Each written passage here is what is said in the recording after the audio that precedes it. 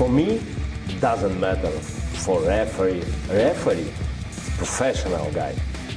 Referee do his job. Yeah. When someone's doing that, if you pull out high, you're going to get caught. If you lean back and try to stay away at a distance, you're going to go. The only do is go into it. So Parker's on the ropes, tucking up. Little uppercut slip through, right hand misses. There's another 2-3 shots there. They've come together, they're a bit scrappy. Right hand lands there. Fabio's absolutely exhausted. Parker's still tucking up, 2 shots. Oleksandr Usyk couldn't resist. Moments after Joseph Parker's crushing defeat to Fabio Wardley, the unified heavyweight champion let out that trademark grin, half amusement, half disbelief. It was the smirk of a man watching an ex-rival crumble under pressure. To Usyk, it was comedy. To Parker, it was humiliation. What unfolded wasn't just a loss, it was a total How much of a shock was it? No, it's a boxing. It's a boxing guy. dismantling. The referee stepped in, saving Parker from further embarrassment, but the damage had already been done. Losing like that to Wardley wasn't just about getting caught, it was about pride. And that pride got stopped long before the referee waved it off. As Usyk laughed it off, the rest of the boxing world dissected the wreckage of Parker's downfall. Andy Lee's frustration was written all over his face. The trainer I'm watching this and I just thought it was disgraceful tonight. I just thought that. Anyway, they robbed him of a victory, but people saw what happened. tried to find words of reason. But there was no robbery to defend here. Parker wasn't cheated, he was exposed. Fabio Wardley didn't need the judges. His fists were the verdict. Every clean shot told the story of a younger, hungrier man dismantling a veteran who'd lost his fire. Get a fight. I think that Joseph Parker threw it away. You know, they talk about tactics and game plans and one thing and another these days. Excuse me. You know, when I was boxing, obviously things were different, and you know, you kind of. The referee made the right call, protecting a fighter who had already mentally checked out. Parker's defense collapsed under pressure, his timing vanished, and his pride disintegrated live on camera. Duke McKenzie summed it up perfectly. Parker threw it away. All that talk about tactics and ring IQ disappeared when the bell rang. Wardley wasn't there to... Hey, listen, you got caught with the head on the temple, and then after that, it was a long night for him. I'm a bit sad, because I didn't want him to go out like that. Is that because of the fights you've had with him? No, it's because that he's never boxed a southpaw. You know, that's the first southpaw he's boxed in how long? It's maybe his whole career. play chess. He was there to destroy. And he did. Parker was outthought, outfought, and outworked by a man who simply wanted it more. This wasn't bad luck. It was bad judgment. Parker's hesitation cost him everything. Derek Chisora spoke with rare empathy afterward, but even his compassion couldn't match. Parker, for me, the only thing that disappointed me about Parker was he threw it away. Because tactically, got his tactics all wrong. I know in heavyweight boxing, all heavyweights hit hard, but Fabio Wardley's on a great run of knockouts, right? Just knocking everyone out. Anybody put in front of me blows them. Asked the truth. Parker got caught, panicked, and never recovered. Once that temple shot landed, his legs turned to jelly. The confidence drained from his face, replaced by pure survival instinct. Fabio Wardley, sensing blood, became ruthless. He was no longer testing Parker. He was tearing him apart.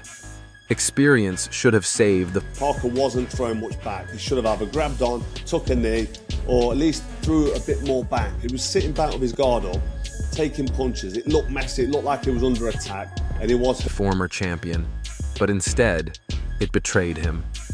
The moment the fight got hot, Parker folded. Duke McKenzie was blunt. Parker got everything wrong. No rhythm, no heart, no urgency. He walked into a storm expecting mercy, but Wardley had none to give. Every punch Wardley... They could ever write him off, but you're seeing probably the fight of the year there. What a cracking heavyweight fight, you know, and big up to Joe Parker. He'd done the best he could and he fought admirably. But the other man, you know... Through had intent. Every attack had precision. He wasn't swinging wildly.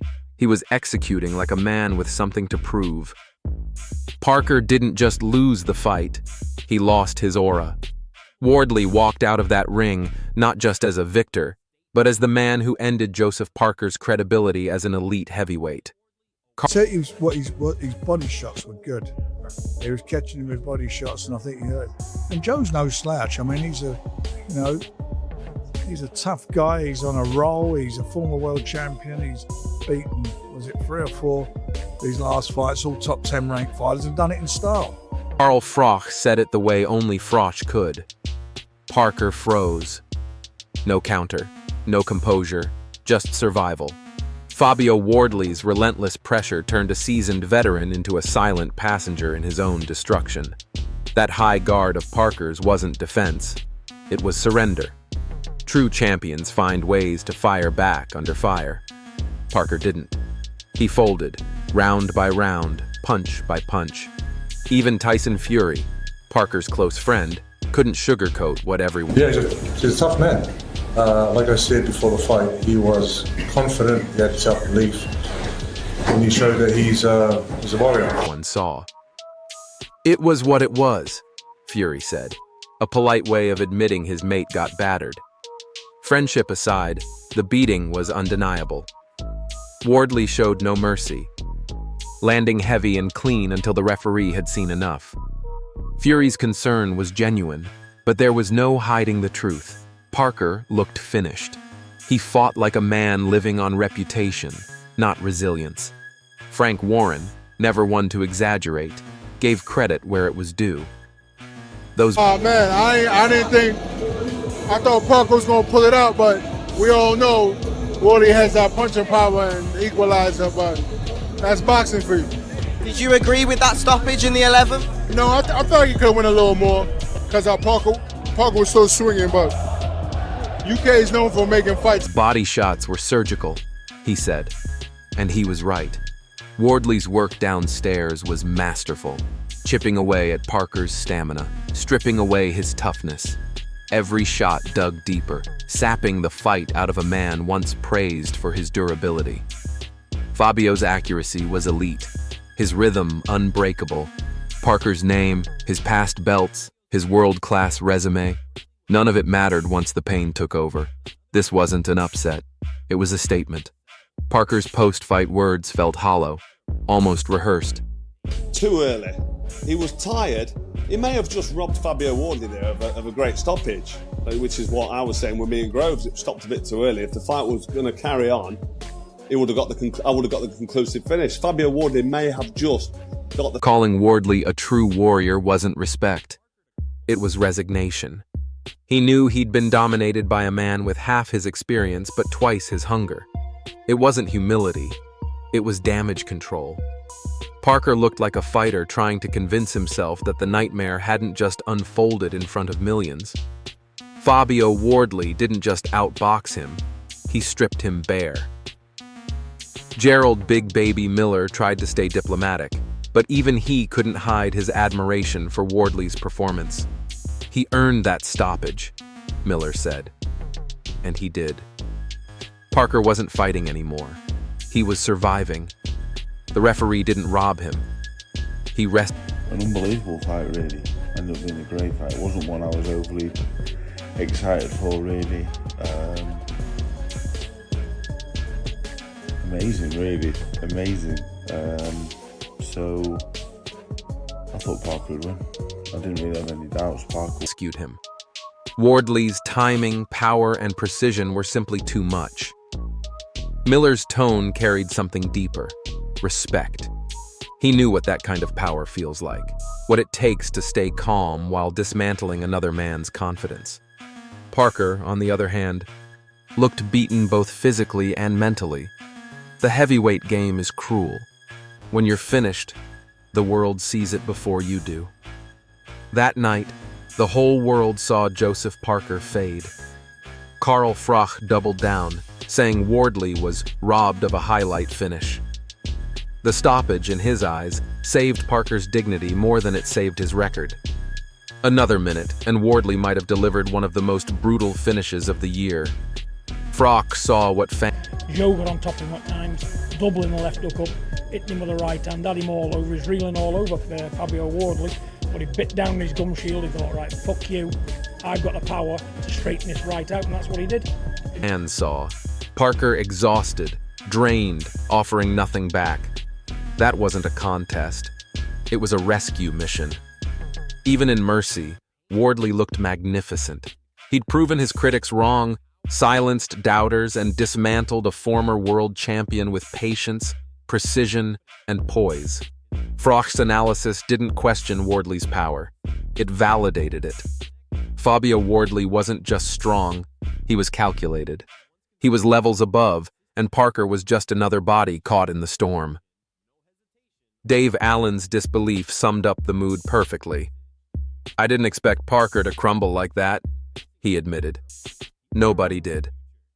He entered the ring as the favorite, the seasoned veteran, the polished professional, but left was up. He was winning most of the rounds, but you know, Wardley's got that big equaliser and rattled them, and Joseph's my friend. It's hard to watch your friend getting punched or hurt. So. Looking like a sparring partner.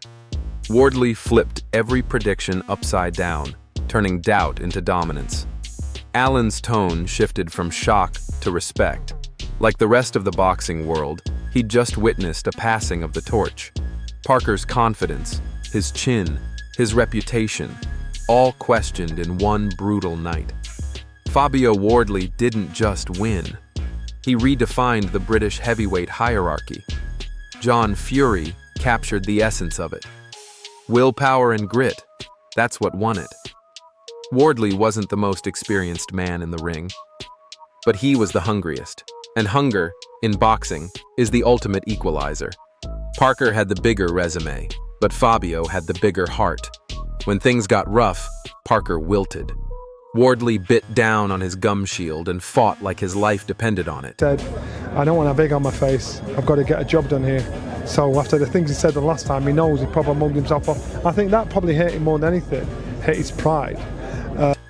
Because it did.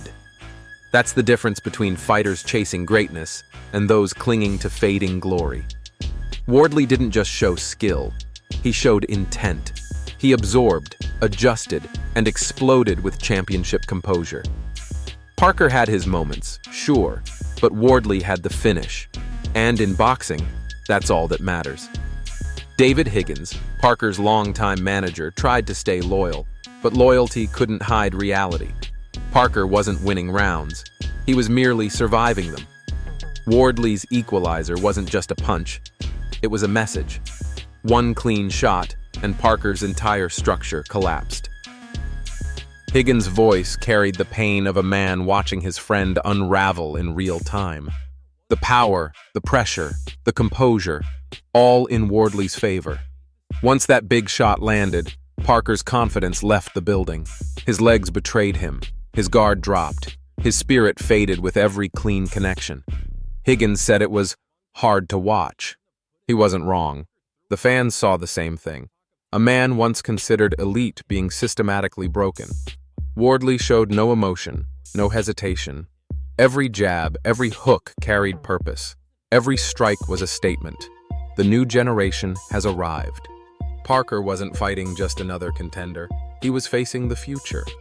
Johnny Nelson didn't hold back either. His words hit just as hard as Wardley's punches. Parker didn't just lose the fight. He lost his pride.